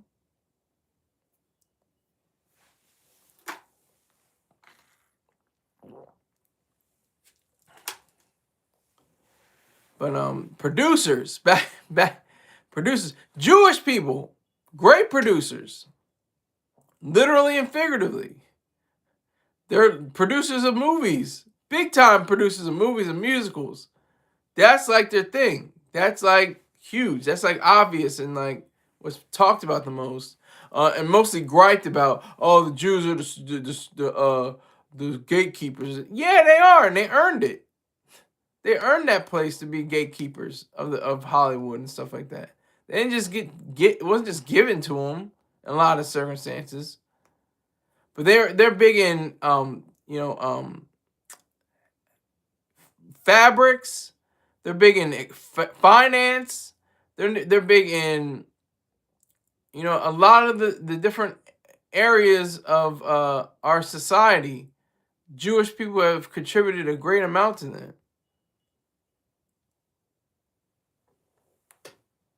Any good movies to watch lately? Yes. Frankenstein. Watch that. Enjoy it. It's an excellent rendition. Oh, you got to go. That's all right, Holly. Thanks so much for stopping. See, I had to say early because I know she was going to be probably eating dinner later. So I just wanted to make sure Holly was in here. Make sure you go to Z Therapy Holly Correnti on YouTube. Subscribe to her channel. And move and groove to the rhythm and tell friends and family members to join in too. Tell her Silly Sky told you. So, I appreciate it. Thank you very much, Holly. Kids are being very annoying. Understood. Hey, salute to you and have a wonderful, bountiful Thanksgiving, Holly. Thank you so much. Oh, you're out here too, SW. Okay. Have a good day. Everybody's jumping ship. But I got to continue to fight on. But yeah, but producers, Jewish people, super producers. Some of the best financiers of all time. Some of the worst depictions of finance ever. Shylock by Shakespeare. That's one of his lowest points. One of his, he's rendered wonderfully. He's a terrible, horrible human being, and it's written very well. But why did you make him a Jewish person? Why did he have to be Jewish?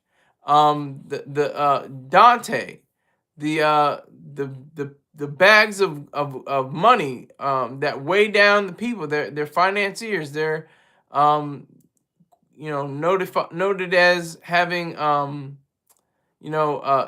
traditional noses of Jewish people and stuff like that. And I could be wrong. I could be gassing it a lot, but that whole idea of Jewish people being greedy and selfish and mean and miserly and tightwads and stuff like that has to stop, because they are selfish. They're rationally self-interested. That's a good thing, but they're not. Who has to be miserly? Who has to be a tightwad or something like that? They don't seem like that for the bar mitzvahs and their bat mitzvahs. They throw everything. They let everybody know. Here you're getting a Bentley. You're 13 years old, but you're gonna get a Bentley. You can't even drive it yet, but you got a Bentley. That's what I'm saying. It's like they enjoy their wealth too. They're not, scrimping and scramping and scramping.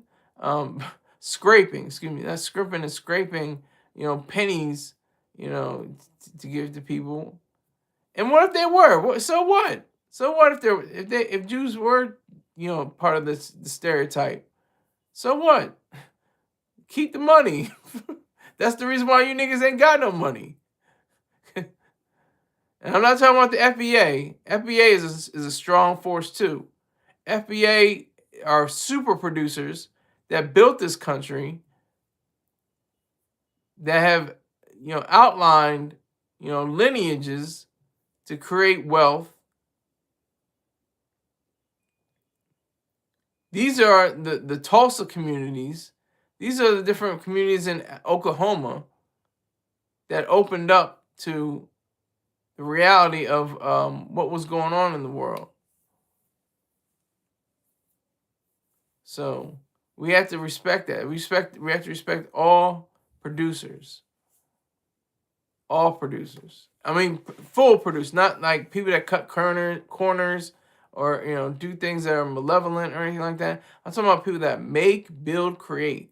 Like the opposite of what President Obama said. He took the pages or the notes from Elizabeth Warren. You didn't build that. Oh, really? I didn't build that. I didn't have, stay up till 1 o'clock in the morning, studying books, taking care of my child, reading over papers and, creating essays and continuing on with my work and going to a barista job, and had to work all these late hours. And then I finally got my business license. I finally got my ticket to create my own wealth, my own business. And I made myself into a billionaire from that background. But I didn't build it. No, I had nothing to do with it.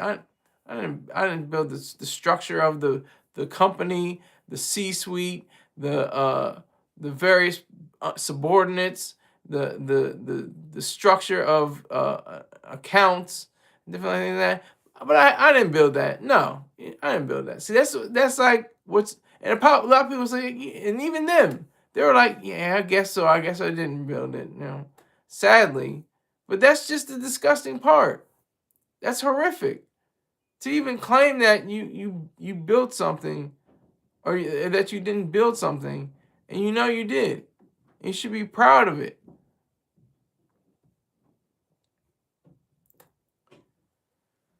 So everybody jump ship, and there's 0 people in here right now. What's up with the vertical feed? Gotta have this vertical feed going.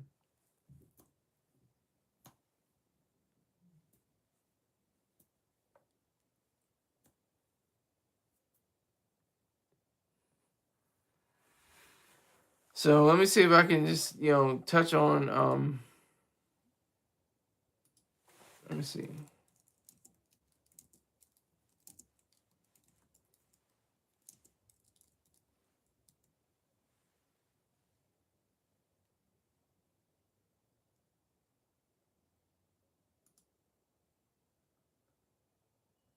T-Pain says, F DJ Khaled, take that brother BS somewhere else.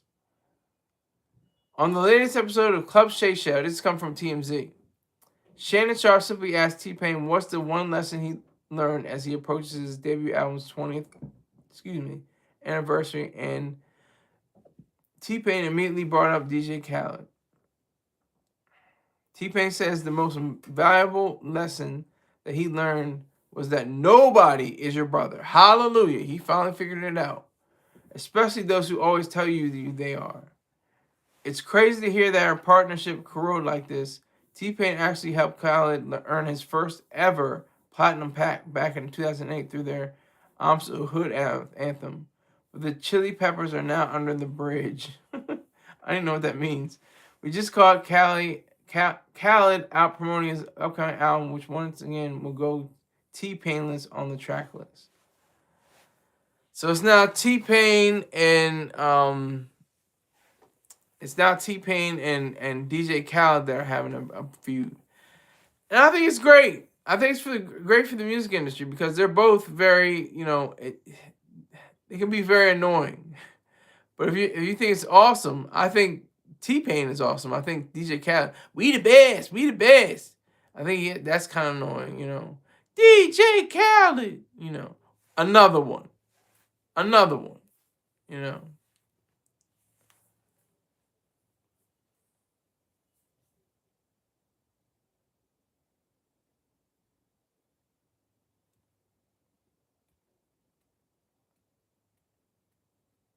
Jeezy, I just saw this as a story. He receives Guinness record for largest hip hop orchestra. He beat out Ye. Ye had late orchestration back in 2005. That was crazy.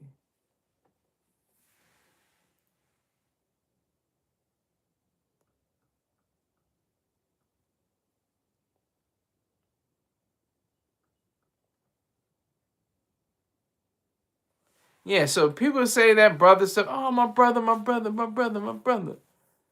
I've already showed you that scenario. The black man that says brother instead of the white man that to your face calls you a nigger with a hard ER. Yeah. I'd rather that than the black man that comes up to me and says, "Oh, you got that's a nice watch. Man, that's really cool, man. Man, gotta get my weight up so I can try to get something like that. And that's real cool." He's walking down the block and say, "Hey, brother, man. Hey, what's going on? Like I said, that's a great watch. You know, I gotta get to it. But hey, look, I'll see you later. All right." You just walk down the block some more. Some guys come up to you, rock you for your watch, and the same guy comes back around and says, "Hey, man, what's happened to your watch, my brother?" And he was the one that set up the whole thing. You know, that's where I'm going with the brother thing.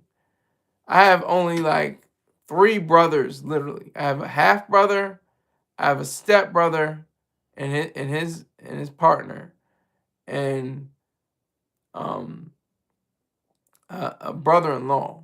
So maybe 4 brothers.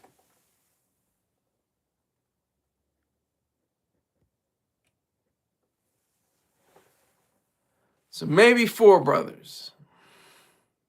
Maybe. So I don't know. Should I pack it up? Should I take my losses and run? I don't know how long it's gonna be. I might go till 2 o'clock. I might go till 2 o'clock and then just call it a day, or maybe until it goes to 2 hours.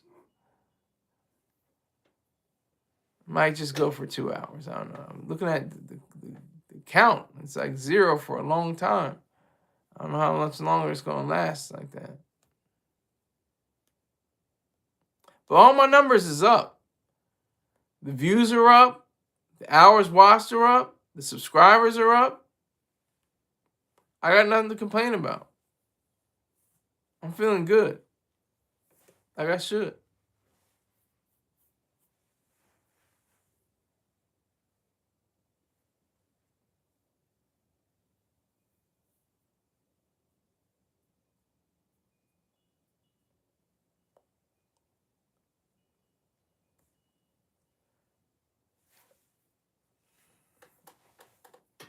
So this DJ Khaled and T-Pain. I mean, it's just the business. It's all messed up. They think you're not you're not friends. You may be collaborators. You may be co-workers, or whatever the case may be. But you're not friends necessarily. There are very few friends in the industry. Biggie even pointed that out. He was like, I used to think, people be in the same limousine together. Salt-N-Pepa and Heavy D have been in the limousine. They didn't really, they didn't really get down like that. They didn't really have that kind of connection. Hanging pictures on my wall. Every Saturday, Rap Attack, it was Mr. Magamoli Mall.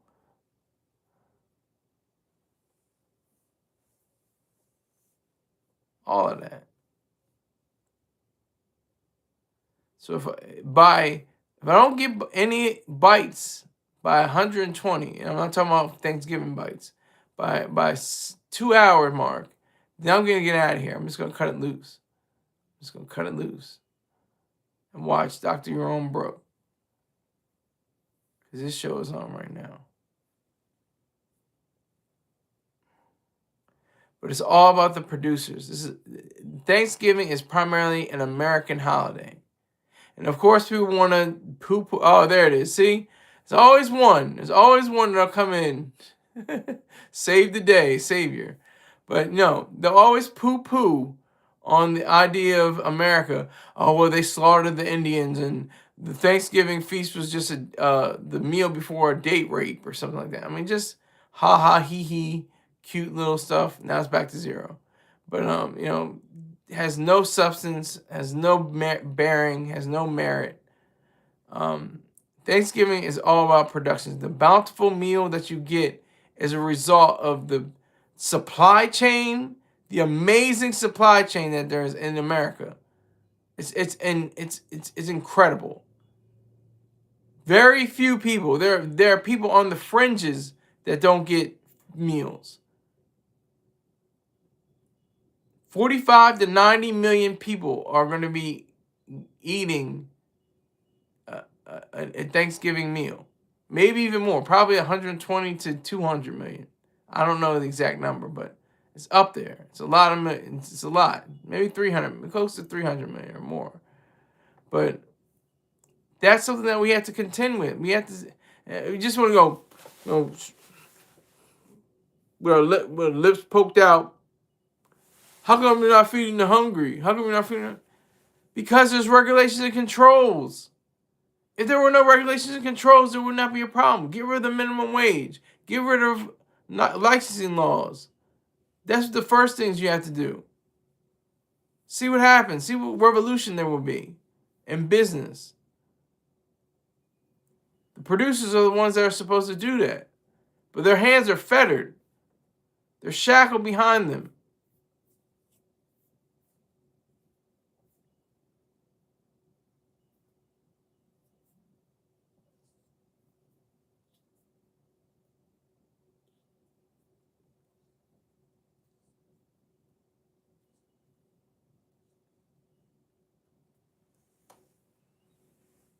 So I'll say, producers are everything. We always say produce. We always say production. We hardly ever producers. Isn't that like for a movie title? What's that? Well, producers. What is that? We can say consumers. Everything is consumers. Is it good for consumers? Is this a consumer-based product? What is about the consumer? What about? And there's nothing wrong. We're all consumers. We have to consume and we have to produce to consume. We have to consume to produce.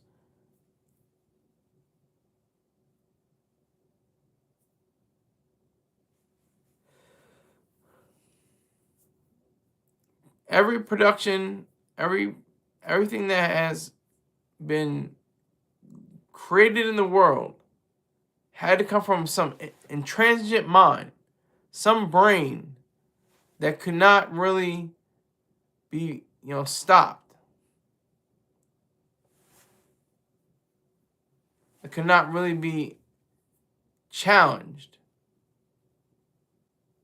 It fought, it lost sometimes, but it won. That is what's key. That's what the producer is for. That is the idea of what a producer is about.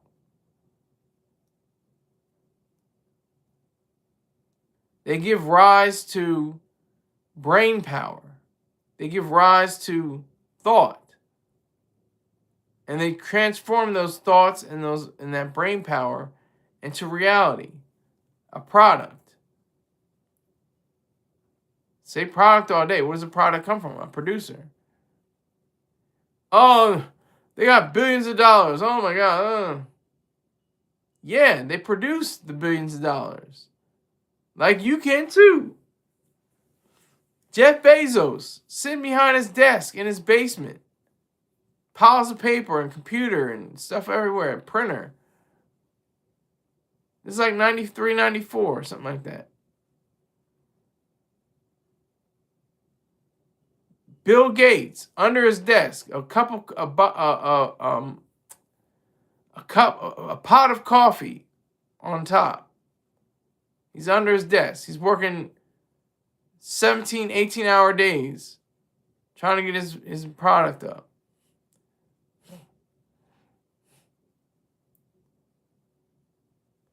Damon Green. He's not Green. Hold on. What's his name? Damon John. Excuse me. Not Green. Damon John. Using a stitching process, what the hell? using a machine, using a machine to stitch out FUBU hats and shirts. A knitting machine. Is it a knitting machine? I don't know. A sewing machine. Jesus Christ. A sewing machine. These are all producers. We also respect them on their day, their holiday, Thanksgiving. I'd like to thank everybody that came through. I will see you maybe later in the day, maybe in like late night. I don't know, but we'll see. But thank you for watching, and I appreciate all of you. Take care. Happy Thanksgiving.